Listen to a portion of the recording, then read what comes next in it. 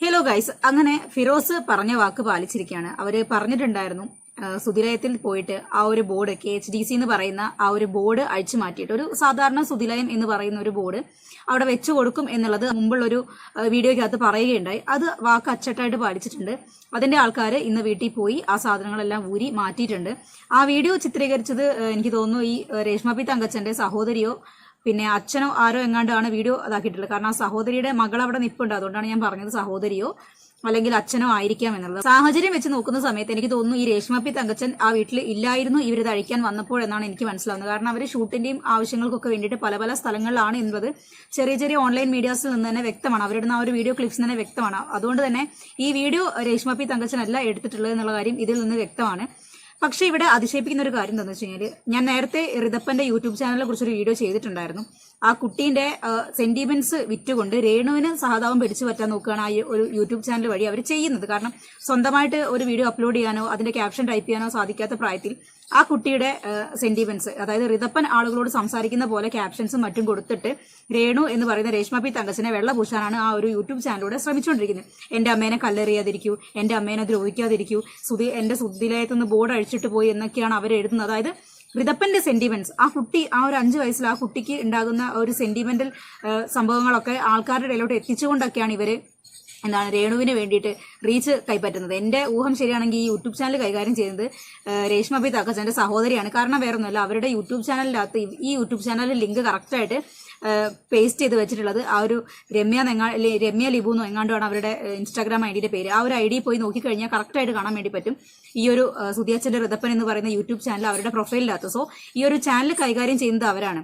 എന്തിനു വേണ്ടിയാണ് ഈ അറിവില്ലാത്ത ഈ സമൂഹത്തിൽ എന്താണ് നടക്കുന്നത്, സ്വന്തം അമ്മ എന്താണ് കാട്ടിക്കൂട്ടുന്നത്, അമ്മയ്ക്കെതിരെ വരുന്ന വിമർശനങ്ങൾ എന്തൊക്കെയാണെന്ന് തിരിച്ചറിയാൻ സാധിക്കാത്ത ആ ഒരു കുട്ടിയുടെ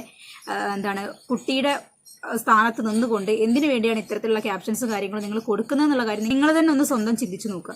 ചില ആൾക്കാർ ചോദിക്കും, കിച്ചുവിന് ചാനലുണ്ടല്ലോ, അപ്പം പിന്നെ റിതപ്പന് ചാനലുണ്ടെങ്കിൽ കുഴപ്പമൊന്നുമില്ല, അവന്റെ കുസൃതികളും അവന്റെ ആക്ടിവിറ്റീസും കാര്യങ്ങളൊക്കെ ഇടാൻ വേണ്ടി ഒരു ചാനലൊക്കെ ആണെങ്കിൽ അത് ഓക്കെ, അതൊരു നല്ല കാര്യം തന്നെയാണ്. പക്ഷേ അവിടെ അവർ ചെയ്തുകൊണ്ടിരിക്കുന്ന കാര്യം അതല്ല.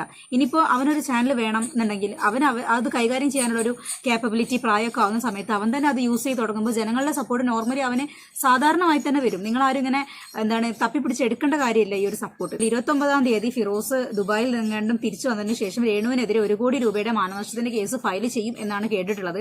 അപ്പോൾ ആ ഒരു ദിവസം അടുത്തിട്ടുണ്ട്. ഞാൻ നേരത്തെ അതിനെക്കുറിച്ചൊരു വീഡിയോ ചെയ്തിട്ടുണ്ടായിരുന്നു. ഇലയ്ക്ക് മുള്ളിനും കേടില്ലാത്ത തരത്തിൽ ആ ഒരു കേസ് അനങ്ങട്ടെ എന്നുള്ളൊരു കാര്യം. ബിഗ് ബോസിൽ പോകാൻ പറ്റുമോ ഇല്ലയോ എന്നുള്ള കാര്യം ഇപ്പോഴൊരു ചോദ്യചിഹ്നമാണ്. എൻ്റെ ഒരു മനസ്സിൽ പറയുന്നത് എന്താ വെച്ചാൽ അവർ ബിഗ് ബോസിൽ പോകണം. ഇത്രയൊന്നുമല്ല രേഷ്മ പി തങ്കച്ചൻ എക്സ്പോസ് ആവാനുള്ളത്. ഒരുപാട് ജനങ്ങൾ ഇനി അവരെ കുറിച്ച് തിരിച്ചറിയാനുണ്ട്. ഇനിയിപ്പോൾ അഥവാ അങ്ങനെ ഒരു പ്ലാറ്റ്ഫോം അവർക്ക് കിട്ടി, ഇപ്പോൾ നെഗറ്റീവ് സാധനങ്ങളൊക്കെ അവർക്ക് അവിടെ പോസിറ്റീവ് ആക്കാൻ സാധിച്ചാലും നല്ലൊരു കാര്യം തന്നെയാണ്. പക്ഷെ അവരുടെ സംസാര രീതിയും പെരുമാറ്റവും വെച്ചിട്ട് അങ്ങനെ ഒരു പോസിറ്റിവിറ്റി അവിടെ ക്രിയേറ്റ് ചെയ്യാൻ പറ്റും എന്ന് എനിക്ക് തോന്നുന്നില്ല. കാരണം പ്രതീക്ഷ ഒരു ഗുഡ് ന്യൂസ് ഉണ്ടെന്നൊക്കെ പറയുന്നുണ്ട്. സോ ഒരുപക്ഷെ പ്രതീക്ഷ ബിഗ് ബോസിലുണ്ടെങ്കിൽ ഒട്ടും പറയണ്ട. നെഗറ്റിവിറ്റിക്ക് അപ്പുറത്ത് എന്തെങ്കിലും ഉണ്ടെങ്കിൽ അത് വാങ്ങിക്കൂട്ടാനേ അവർ നോക്കുള്ളൂ എന്ന് വേണമെങ്കിൽ പറയാം. നമ്മുടെ ജബ്രി കോംബോ കഴിഞ്ഞതിന് ശേഷം ഒരു പ്രിരേ അല്ലെങ്കിൽ രേപ്രി കോംബോ എന്നൊക്കെ വേണമെങ്കിൽ പറയാം. ഏതെങ്കിലും ഒരു സ്ത്രീ, അത് എന്ത് ജോലി ചെയ്യുന്നവരായിക്കോട്ടെ, ഏതെങ്കിലും ഒരു സ്ത്രീ വന്നിട്ട് എന്റെ മോനെ നോക്കാൻ നേരം, എന്റെ മക്കളെ നോക്കാൻ നേരം ഏതെങ്കിലും സ്ത്രീ പറയും. വിളിച്ചപ്പോ ഞാൻ പറഞ്ഞു, എടി അടിച്ചു പിരിഞ്ഞെന്നൊക്കെ പറഞ്ഞ് എന്താ സംഭവം ചോദിച്ചപ്പോ ഞാൻ ലൈവിൽ ഞാൻ വിളിക്കാന്ന് പറഞ്ഞു. തിരിച്ച് ഞാൻ അങ്ങോട്ട് വിളിച്ചിട്ട് അവള് ഫോൺ എടുത്തില്ല, എനിക്ക് മെസ്സേജ് അയച്ചു. അപ്പൊ അത്രയുള്ള കാര്യം എന്ന് പറഞ്ഞൊരു ചിരിയും ചിരിച്ചോളൂ പറഞ്ഞു, നീ കൊണ്ട് നോക്കി എനിക്കൊരു കുഴപ്പമില്ലെന്ന് അത്രയും അങ്ങനെ പറഞ്ഞു. എന്ന് വെച്ചാൽ എനിക്ക് തോന്നിയിട്ടുണ്ട് നമ്മൾ പറഞ്ഞു കൊടുക്കുന്ന കാര്യം അവർക്ക് ഉൾക്കൊള്ളാൻ പറ്റുന്നില്ലാത്തൊരു വ്യക്തിയാണ്.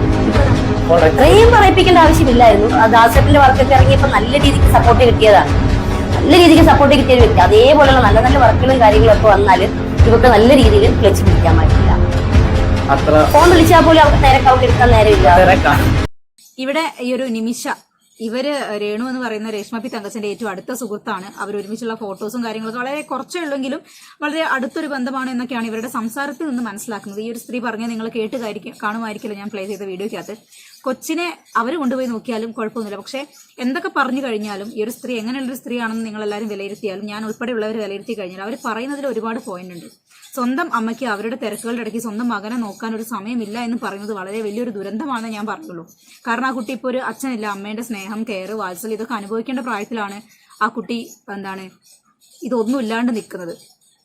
അല്ലെങ്കിൽ അമ്മ വല്ല ഗൾഫിലോ പ്രാരാബ്ദം കൊണ്ട് വല്ല ഗൾഫിലോ അവിടെ എവിടെയെങ്കിലും ഒക്കെ പോകുന്ന ആൾക്കാരായിരുന്നിരിക്കണം. പക്ഷെ അതൊന്നും അല്ല.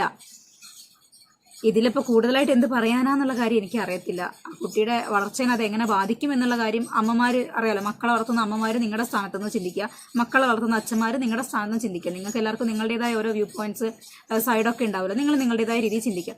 ഓക്കെ, ഇനിയിപ്പം ഫിറോസ് വരട്ടെ. ഫിറോസ് വന്നതിന് ശേഷം അയാൾ എങ്ങനെ എന്തൊക്കെയാ ചെയ്യാന്നുള്ളതൊക്കെ വഴിയെ കാണാം.